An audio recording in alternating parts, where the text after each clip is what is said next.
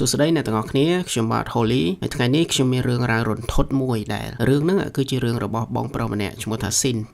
ហើយរឿងហ្នឹងកើតឡើងចំពោះគាត់នៅពេលដែលគាត់ទៅជួយបងស្រីម្នាក់រើអីវ៉ាន់ចូលទៅក្នុងផ្ទះដែលទៅតែនឹងជួលថ្មីអញ្ចឹងចង់ដឹងថាផ្ទះដែលទៅតែនឹងជួលហ្នឹងមានហេតុការណ៍អីខ្លះកើតឡើងមកតាមដានស្ដាប់ទាំងអស់គ្នាអូខេអញ្ចឹងរឿងហ្នឹងចាប់ផ្ដើមពីបងប្រុសស៊ីនខ្ញុំសុំហៅគាត់បងស៊ីនអញ្ចឹងណាបងស៊ីនគឺគាត់រាប់អានជាមួយបងស្រីម្នាក់ដែលឈ្មោះថាសុំហើយគាត់ហៅបងស្រីម្នាក់ហ្នឹងថាចេសុំដោយចេសុំគឺគាត់រស់នៅជាមួយម្ដាយឪពុកគាត់3នាក់ហើយគាត់ជាគ្រួសារដែលអត់សូវមានជំនឿអីច្រើនទេអត់សូវជឿរឿងខ្មោចអីប្រហែលទេហើយចេសុំនេះគឺមុខរបរគាត់រាល់ថ្ងៃគឺគាត់បើកហាងខារ៉ាអូខេមួយដោយទីតាំងខារ៉ាអូខេហ្នឹងគឺនៅរៀងឆ្ងាយពីផ្ទះគាត់បន្តិចអញ្ចឹងធ្វើឲ្យការធ្វើដំណើរគាត់នេះទៅវិញទៅមកវារៀងពិបាកគាត់ក៏គិតថាចង់រកផ្ទះជួលមួយដែលនៅក្បែរខារ៉ាអូខេរបស់គាត់ដើម្បីងាយស្រួលក្នុងការធ្វើដំណើរទៅវិញទៅមកអញ្ចឹងណាវាអាចធ្វើឲ្យគាត់អាចនៅមើលខារ៉ាអូខេគាត់ហ្នឹងអាចនៅដល់យប់ជ្រៅជាងមុនអញ្ចឹងគាត់ក៏ជិះដើររមើលផ្ទះជួលគាត់ក៏ទៅជួបផ្ទះមួយខ្នងដែលជាប្រភេទផ្ទះល្វែងប៉ុន្តែផ្ទះដែលនៅជាប់ហ្នឹងគឺអត់មានមនុស្សនៅទេតតែម្លងពី3ផ្ទះទៅមានមនុស្សនៅប៉ុន្តែដោយសម្បកក្រៅហើយនឹងទីតាំងផ្ទះហ្នឹងមើលទៅគឺអូខេគាត់ក៏ខលទៅលេខដែលគេដាក់នៅខាងមុខផ្ទះហ្នឹងដើម្បីចង់ដឹងព័ត៌មានហើយនឹងពីតម្លៃហើយនឹងអីផ្សេងដែលតាមភាសាអ្នកជួបផ្ទះថ្មីអញ្ចឹងណាទាំងអស់គ្នាហ្នឹងហើយគាត់ក៏និយាយគ្នាណាត់ជួបគ្នានៅមុខផ្ទះហ្នឹងតែម្ដងហើយនៅពេលដែលម្ចាស់ផ្ទះគេមកដល់គឺគេនិយាយថាផ្ទះនេះគេឲ្យជួលតម្លៃ$100ហើយមិនបាច់កក់ទេគឺបង់$100គឺអាចចូលនៅតែម្ដងហើយបើសិនជាមើលសម្បកក្រៅផ្ទះគឺផ្ទះកម្ពស់3ជាន់អ្នកនរគ្នាហើយបើនិយាយពីទីតាំងវិញប្រៀបនឹងតម្លៃ$100ហ្នឹងគឺថោកមែនតើហើយអ្វីដែលពិសេសជាងនឹងទៀតគឺម្ចាស់ផ្ទះគាត់ថាចង់កែកុនអីក៏បានដែរចង់បដូរលបងថ្មីគាត់បដូរឲ្យចង់លាបពណ៌ផ្ទះថ្មីក៏គាត់លាបឲ្យនិយាយទៅគឺ perfect មកអញ្ចឹងធម្មតាអ្នកទាំងអស់គ្នាទាំងគេទាំងយើងនៅពេលដែលឃើញផ្ទះតម្លៃថោកអញ្ចឹងហើយទីតាំងល្អទៀតយើងប្រកាសជាយកមែនទេគាត់ក៏អូខេហើយពណ៌ដែលគាត់ចង់បានណាគឺពណ៌ផ្កាឈូកម្ចាស់ផ្ទះក៏ជូនតាមសំណូមពរគឺរៀបចំឲ្យមកស្អាតហើយលុះដល់ថ្ងៃដែលរៀបចំរួចរាល់អស់ហើយចេះសុំគាត់ក៏រើអីវ៉ាន់ចូលមកនៅហើយនៅថ្ងៃដែលគាត់រើអីវ៉ាន់នេះគាត់ក៏នឹកឃើញដល់បងប្រុសស៊ីនគាត់ក៏ខលទៅរកបងស៊ីនដើម្បីហៅគាត់មកជួយរើអីវ៉ាន់ចូលក្នុងផ្ទះហើយធម្មតាអ្នកទាំងអស់គ្នាមនុស្សរាប់អានគ្នាយូរហៅមកជួយប៉ុណ្ណឹងគឺអត់មានបញ្ហាបងស៊ីនគាត់ក៏មកជួយរើអីវ៉ាន់ចូលផ្ទះដោយបងស៊ីននេះគាត់ទៅជួយយកអីវ៉ាន់ពីផ្ទះរបស់ចេសុំនេះហើយគាត់នាំម៉ាក់នាំប៉ា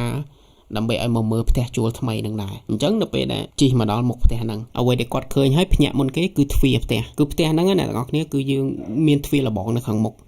នៅពេលដែលយើងបើកទ្វារលបងហ្នឹងចូលទៅគឺមានទ្វារធំមួយសម្រាប់ចូលផ្ទះហើយទ្វារធំហ្នឹងអ្នកទាំងអស់គ្នាគឺមានយ័ន្តបិទពេញតែម្ដងគាត់ក៏ឆ្ងល់គាត់ក៏ទៅសួរចេសុំថាចេះហើយមិនក៏ទ្វារហ្នឹងសិតតែយ័ន្តអញ្ចឹងចេសុំគាត់ក៏ថាយ័ន្តហ្នឹងម្ចាស់ផ្ទះគាត់ថាជាយ័ន្តរស់ស៊ីមានបានអ្នកដែលបិទយ័ន្តហ្នឹងហើយគឺរស់ស៊ីឡើងអញ្ចឹងកុំបកចេញម្ចាស់ផ្ទះគឺហាមបកចេញបងស៊ីនគាត់លឺហើយគាត់ក៏មានអារម្មណ៍ប្លែកអញ្ចឹងណាអ្នកទាំងអស់គ្នាប៉ុន្តែមិនមែនផ្ទះគាត់ផងហ្នឹងគឺគាត់មកជួយរើអីវ៉ាន់អញ្ចឹងគាត់ក៏អូខេគាត់ក៏តាមតាណាហើយក៏ជួយរើអីវ៉ាន់តាមធម្មតាហើយនៅពេលដែលជួយបានមកសន្ទុះធំមកពួកគាត់ក៏ចង់សម្រាកបងស៊ីនគាត់ក៏បបួលអ៊ំប្រុសនេះទៅញ៉ាំកាហ្វេដែលនៅជិតផ្ទះហ្នឹងមានហាងកាហ្វេតូចមួយគាត់ក៏បបួលអ៊ំប្រុសទៅហាងកាហ្វេហ្នឹងហើយនៅពេលដែលកំពុងតែអង្គុយញ៉ាំកាហ្វេនេះគាត់ក៏ឆ្លៀតសួរព័ត៌មានពីផ្ទះហ្នឹងអញ្ចឹងណាគាត់សួរអ៊ំលោកកាហ្វេថាអ៊ំផ្ទះហ្នឹងមានប្រវត្តិអីអត់ធ្លាប់មានបញ្ហាអីអត់អញ្ចឹងណាអ្នកទាំងអស់គ្នាអ៊ំប្រុសគាត់ក៏ឆ្លើយថាអត់ដែលមានបញ្ហាអីទេនៅម្ដុំហ្នឹងគឺស្រួលរស់នៅគ្រាន់តែផ្ទះហ្នឹងគឺអត់មានអ្នកជួលយូរហើយគឺគាត់ឆ្លើយមកតែប៉ុណ្្នឹងឯងហើយបងស៊ីនហើយជាមួយប៉ាចេសុំហ្នឹងគឺគាត់អង្គុយផឹកកាហ្វេធម្មតាលុះផឹកបានមកសន្ទុះក៏ឮសលេងមនុស្សស្រីម្នាក់ស្រែកចេញពីក្នុងផ្ទះហ្នឹងមកហើយមកសន្ទុះក្រោយមកចេសុំនេះក៏រត់ចេញពីក្នុងផ្ទះហ្នឹងមករកបងស៊ីនហើយនឹងប៉ានេះដែលកំពុងអង្គុយផឹកកាហ្វេនេះហើយស្រែកហៅស៊ីនប៉ាមកជួយមើលម៉ាក់ផងហើយគាត់ពីរនាក់ដែលកំពុងតែអង្គុយផឹកកាហ្វេហ្នឹងឮអញ្ចឹងក៏រត់ទៅផ្ទះហ្នឹងហើយសួរចេសុំថាមានរឿងអីកើតឡើងចេសុំគាត់ក៏ប្រាប់ថាម៉ាក់គាត់គេងស្លាប់នៅខាងលើហើយបងស៊ីនគាត់ឮអញ្ចឹងគាត់ក៏រត់ទៅមើលម៉ាក់នៅជាន់ទី2ហ្នឹងក៏ឃើញម៉ាក់កំពុងតែគេងស្លាប់នៅលើហ្នឹងហើយក៏នាំគ្នាជួយគ្រាម៉ាក់ណាចុះមកជាន់ក្រោមដើម្បីជួយរឹតដៃរឹតជើងម៉ាក់ដើម្បីម៉ាក់ដឹងខ្លួនអញ្ចឹងណាហើយនៅពេលដែលម៉ាក់គាត់ដឹងខ្លួនមក ពួកគាត់សួរម៉ាក់ថាមានរឿងអីកើតឡើងម៉ាក់ក៏គាត់អត់ដឹងអីទាំងអស់គឺគាត់គិតថាគាត់ប្រហែលជាហត់ពេកទៅដួលសន្លប់អញ្ចឹងប៉ុន្តែអ្វីដែលគួរឲ្យសង្ស័យគឺចេះសុំគឺមុខចេះសុំគឺគាត់ទឹកមុខគាត់គឺភ័យមែនតើបូកស៊ីនគាត់ឃើញអញ្ចឹងគាត់ក៏ទៅសួរចេះសុំថាមិញមានរឿងអីពីព្រោះចេះសុំគឺគាត់នៅជាមួយម៉ាក់នៅក្នុងផ្ទះអញ្ចឹងមានតែចេះសុំឯងដែលឃើញហេតុការណ៍មួយហ្នឹងហើយចេះសុំក៏គាត់ប្រាប់ថាគឺម៉ាក់នៅពេលដែលគាត់មកផ្ទះហ្នឹងគឺគាត់បានយកពពុទ្ធអង្គមួយអង្គគាត់អោបជាប់នឹងដៃហ្នឹងដើម្បីយកមកដាក់ផ្ទះហ្នឹងឲ្យកូនចៅសុខសប្បាយអញ្ចឹងណាបងប្អូនហើយនៅពេលដែលម៉ាក់គាត់អោបពពុទ្ធអង្គឡើងទៅលើជាន់ទី2ដើម្បីដាក់នៅលើកន្លែងគេអុជធូបអញ្ចឹងណាគាត់ក៏ឃើញពពុទ្ធអង្គមួយអង្គទៀតនៅលើកន្លែងគេអុជធូបហ្នឹងហើយជាផ្លាកទីនទៀតអញ្ចឹងអ្នកទាំងអស់គ្នាគិតមើលបើសិនជាយើងជាម្ចាស់ផ្ទះតើយើងទុកពពុទ្ធអង្គដែលជាផ្លាកទីនហ្នឹង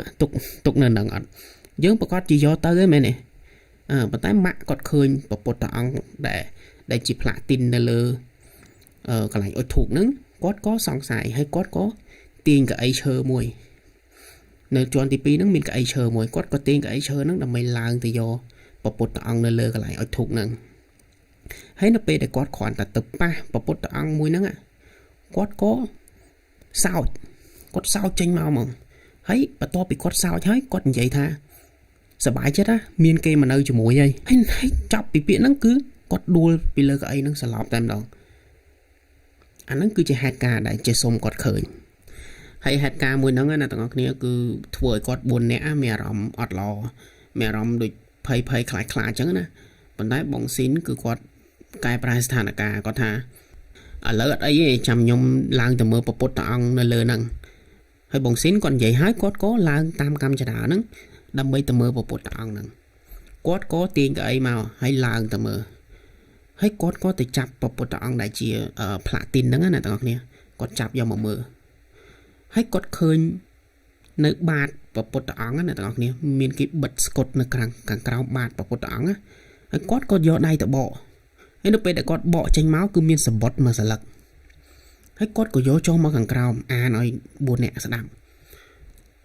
ហើយក្នុងសម្បត្តិហ្នឹងគឺមានតែសេឈ្មោះប្តីឈ្មោះអីប្រពន្ធឈ្មោះអីកូនឈ្មោះអីហើយមានទាំងឈ្មោះកូននៅក្នុងពោះទៀតហើយក្រៅពីឈ្មោះហ្នឹងគឺគាត់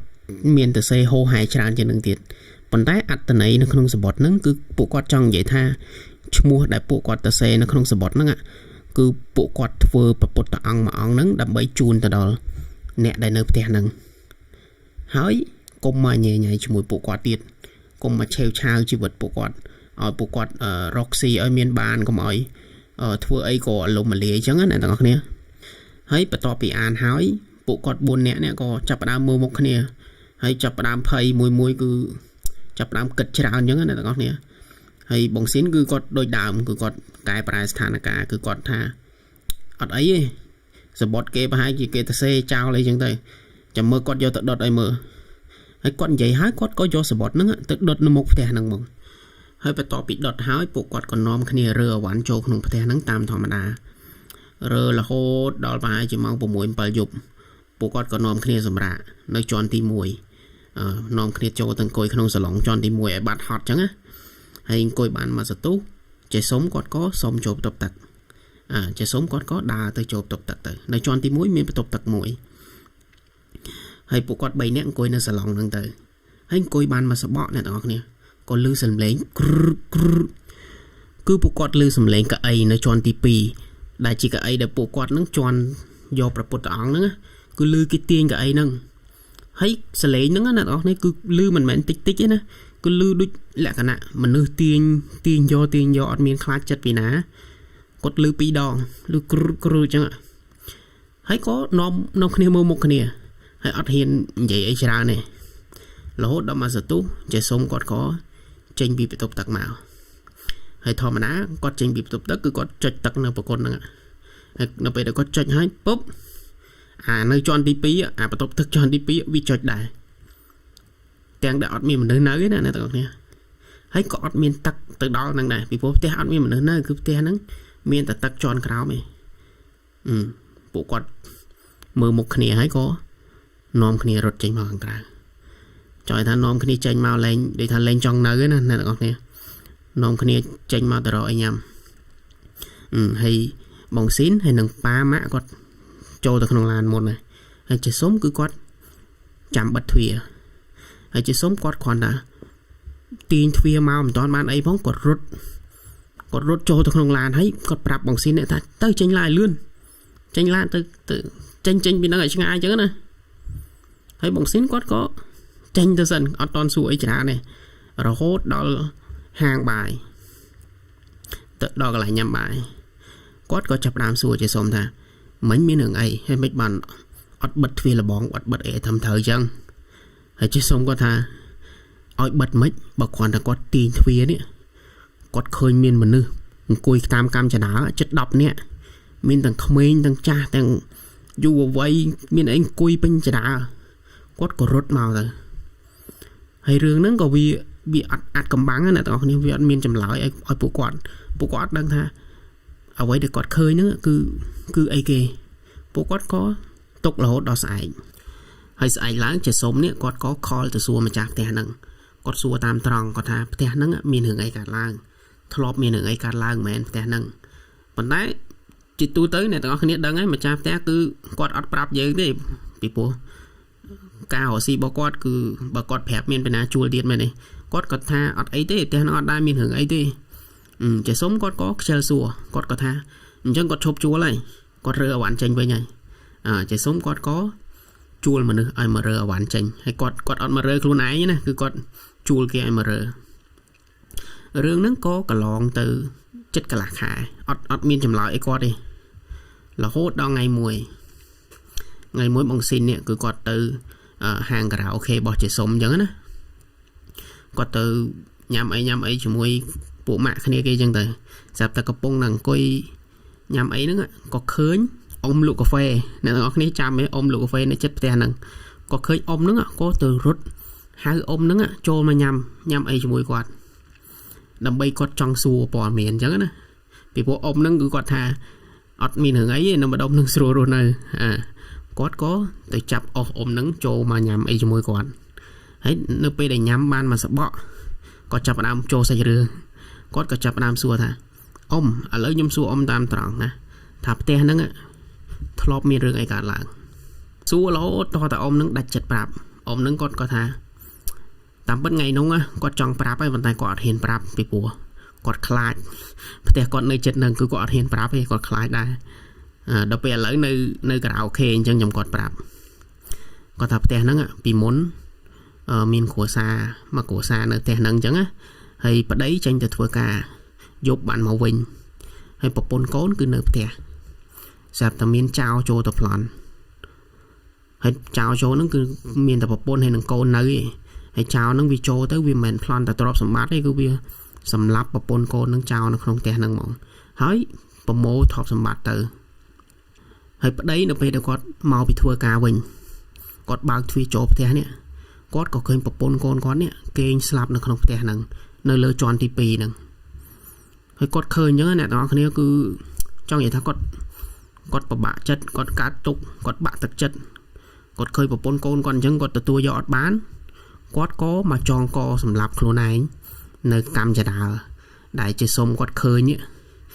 មនុស្សអង្គុយពេញគឺកន្លែងហ្នឹងហើយគឺប្តីគាត់ចងកនៅកន្លែងហ្នឹងអាហ្នឹងគឺជាហេតុការណ៍ដែលកើតឡើងដំបូងនៅក្នុងផ្ទះហ្នឹង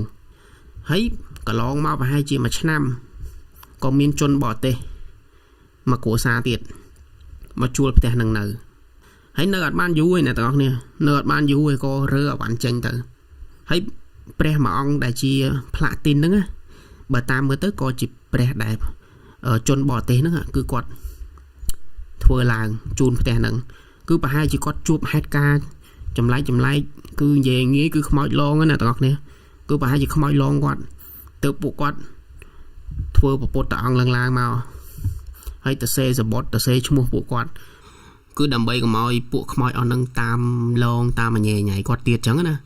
ប៉ុន្តែខ្ញុំក៏អត់យល់ដែរណាទាំងអស់គ្នាថាហេតុអីបានជាគាត់ជូនព្រះពុទ្ធអង្គហ្នឹងទៅខ្មោចដែលលងគាត់ហ្នឹងឬមួយក៏ខ្មោចដែលលងហ្នឹងមកបញ្យល់សពគាត់ឲ្យធ្វើអញ្ចឹងអានេះក៏យើងអត់ដឹងដែរប៉ុន្តែ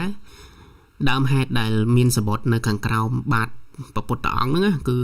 វាមានដើមហេតុមកអញ្ចឹងឯងហើយមានរឿងមួយទៀតដែលអត់មានចម្លើយឲ្យពួកគាត់ដូចគ្នាគឺចាសុំនេះគឺពេលដែលគាត់ឃើញខ្មោចអង្គុយតាមកម្មចនានេះគាត់ថាគាត់ឃើញចិត្ត10នាក់ប៉ុន្តែរឿងរ៉ាវដែលយើងស្ដាប់មកគឺមានតែ3នាក់ឯងអញ្ចឹងសួរថាចិត្ត10នាក់ហ្នឹងមកពីណាអាហ្នឹងក៏អត់មានចម្លើយសម្រាប់ពួកគាត់ដែរប៉ុន្តែបើសិនជាតាមជំនឿអ្នកទាំងអស់គ្នាតាមជំនឿអ្នកខ្លះគេជឿគេថាផ្ទះដែលទុកចោលយូរអញ្ចឹងអត់មានអ្នកនៅអញ្ចឹងគឺពួកខ្មោចពួកវិញ្ញាណផ្សេងគឺវាអាចចូលទៅនៅបានដោយសារតែផ្ទះហ្នឹងគឺគ្មានអ្នកថែរក្សាគ្មានអ្នកមើលថែអញ្ចឹងពួកអស់ហ្នឹងគឺគាត់អាចចូលទៅនៅបានអាហ្នឹងគឺតាមអ្នកជឿខ្លះគឺគាត់ជឿថាអញ្ចឹងអូខេអ្នកទាំងអស់គ្នាអញ្ចឹងរឿងរ៉ាវទាំងអស់នៅក្នុងវីដេអូនេះគឺចប់ត្រឹមនឹងឯងអញ្ចឹងបើសិនជាអ្នកទាំងអស់គ្នាចូលចិត្តកុំភ្លេចជួយ like ជួយ subscribe ឲ្យខ្ញុំផងដើម្បីជាកម្លាំងចិត្តឲ្យពួកយើងធ្វើវីដេអូទៅមុខទៀតហើយវីដេអូនេះគឺជាវីដេអូដំបូងរបស់ខ្ញុំអញ្ចឹងបើសិនជាមានកន្លែងណាដែលអត់ល្អនិយាយទៅតាក់ឬមួយក៏មានបញ្ហាអីអ្នកទាំងអស់គ្នាអាចcomment ខាងក្រោមបានពួកខ្ញុំនឹងកែសម្រួលពេលក្រោយអូខេអរគុណច្រើន